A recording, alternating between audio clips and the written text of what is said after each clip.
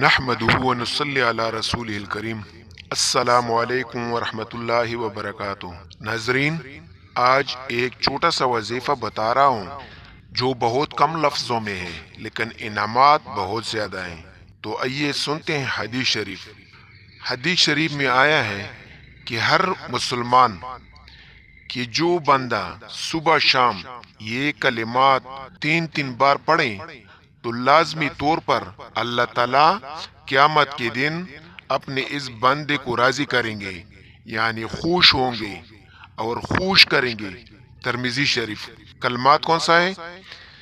بسم اللہ الرحمن الرحیم۔ رضیت باللہ ربا و بالاسلام دینا و بسیدنا محمد صلی اللہ علیہ وآلہ وسلم نبیا و رسولا۔ اللہ تعالیٰ اس پر عمل کرنے کا توفیق عطا فرمائے۔